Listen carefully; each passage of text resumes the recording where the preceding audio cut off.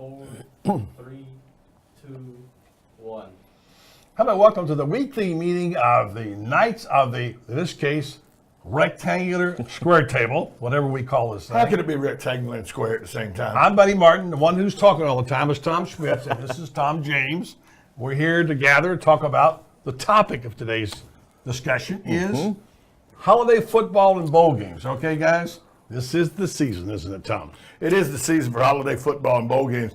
And not only just bowl games, but NFL and college, because the Thanksgiving Day fiasco that the NFL's created is coming up too as well. Now, we'll talk about that. Also, the topic of conversation today being Thanksgiving football.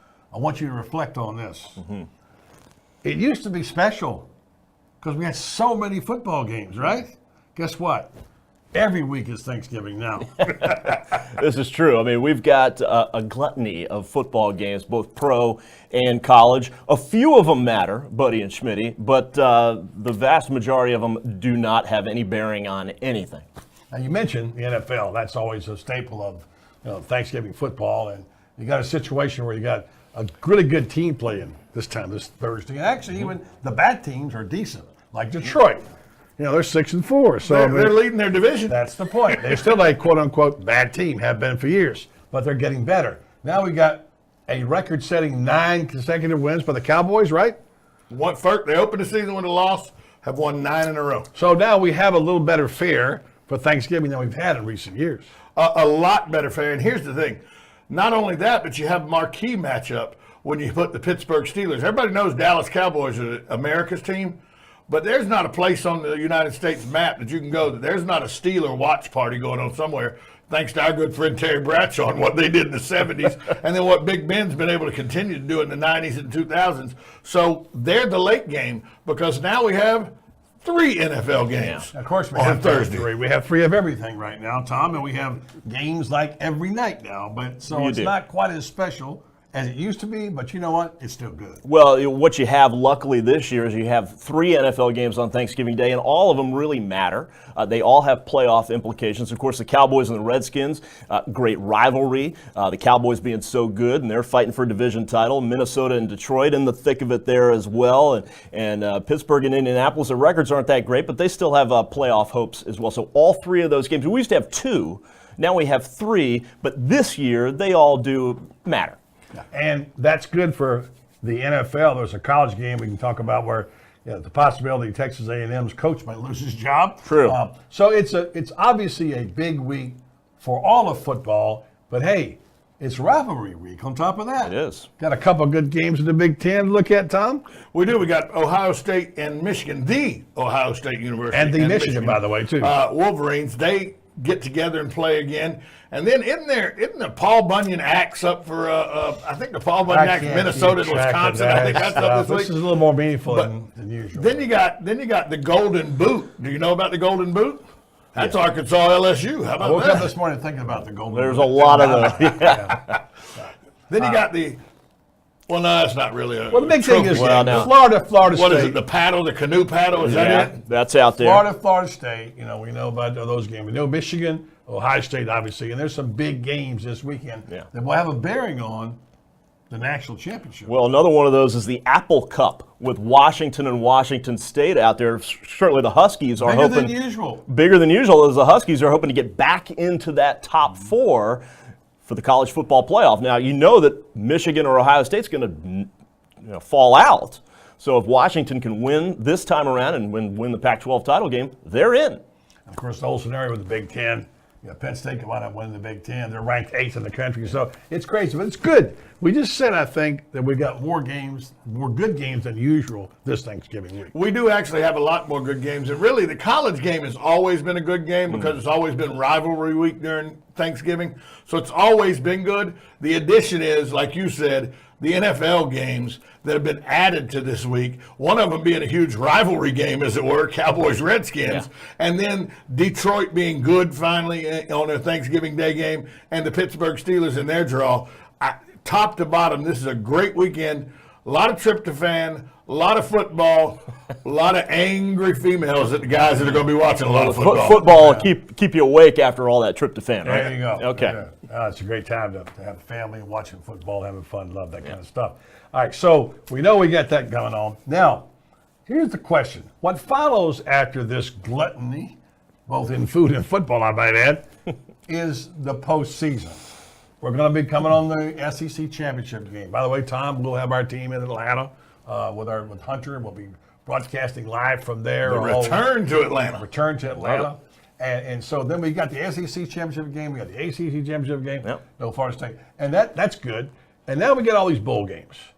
Can anybody tell me the number of games, postseason games, that the college teams will play this year? Who wants to go first? Well, I think the number of bowl games. Yeah, last year, postseason games. postseason bowl games. I think last year it was somewhere around 42. I think that's right. 41 or 42 The number bowl is games, right? 42 Okay. bowl games. And of course, the postseason will be an additional 3 games next Right. year. Yeah. So I mean, that's a big number. Now, the question is, before the rectangular glass table here is, do we have too many postseason games? Should we eliminate them, or is it a good thing for football, college football? Tom, what do you think? Well, it all comes down to, are they profitable? I mean, I think most of these bowl games have no bearing on anything. And the only people that care about them are fans of in particular, the schools, the alumni of those schools, and of course, gamblers. They care about it. Otherwise, most of these bowl games serve as a backdrop at a holiday party, a conversation starter between a couple of guys who don't really know each other at a party. Yeah. Those games are on, and that's pretty much the entire meaning of them. Would you agree with that, Tom? Not even a part of that would I agree with. Here's what bowl games are, and that's the only thing they are, unless it's the championship bowls. The only thing bowl games are 15 more practices that coaches get to have under NCAA rules.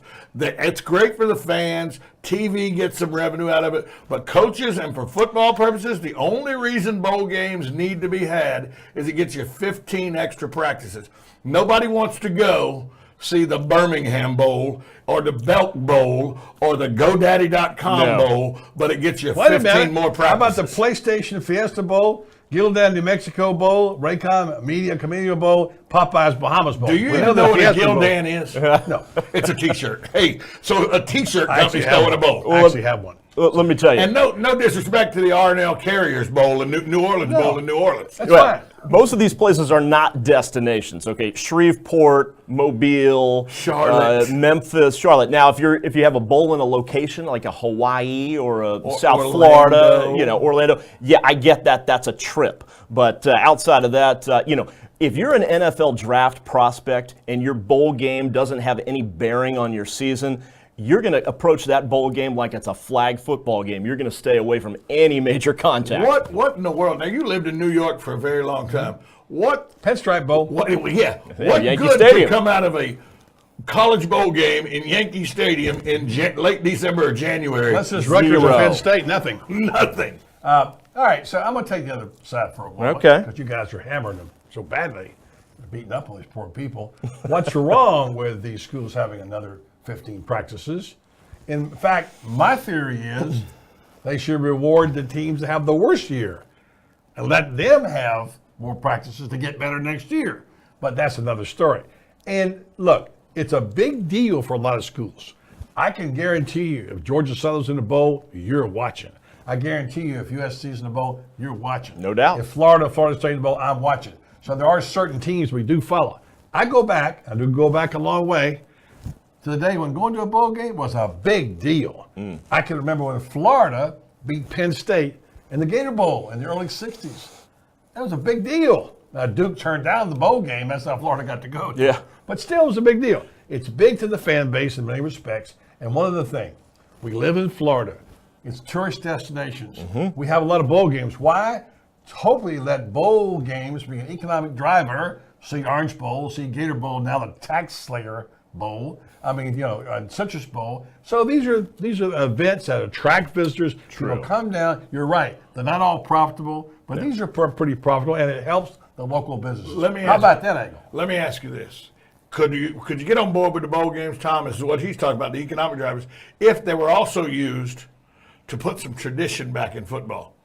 Because if the two teams that are bowl eligible, but they're not in the championship bowl, say a 7-5 Texas and a 7-5 Texas A&M, you match them up in the Fort Worth Bowl in Dallas, or West Virginia and Pittsburgh, you match them up in the Pinstripe Bowl. Old in New York. rivalries Yes. that have died That and have have died. been forced to go away, like They're- Oklahoma, Nebraska. Yes, in a bowl game. You tie the bowl games into some old-time rivalries. Would you like bowl games then? That Well, I'd it's a pay to great- see. It's a great point, but here's the problem. You could never figure it out because they have it now figured out where the third team in the SEC goes there and the first team in the Conference USA goes there. Yeah. It's a mathematical equation, which doesn't allow for that. No, it but doesn't. if they did do that, so that would be great. Yes, I agree with that. That would make it more You go along difficult. with I do go along with that. So do you want to eliminate the bowls now? First time in 2 years you guys have ever agreed with me. I'm okay with it. Wow. We must have made a mistake. Char. Let me revisit that. Can we do a replay here? No. So I guess we're okay with bowl games. Maybe they need to tweak it a little bit. Yeah. Change a couple of the names. And, perhaps they should find a way to reward the losers for something, right? Well, if they change the names, just keep the San Diego County Credit Union Poinsettia Bowl. That's all I'm asking you. Well, it's the American way. You always say anytime you have something good, you're going to ride it until the wheels come off. And now we're up to, what did we say? 42 bowl games. Kind of what we do here. We ride it and ride it and ride it every week on the Knights of the Square Table. Truth. Tom Schmitz, Tom James, Buddy Martin. Have a happy Thanksgiving, folks.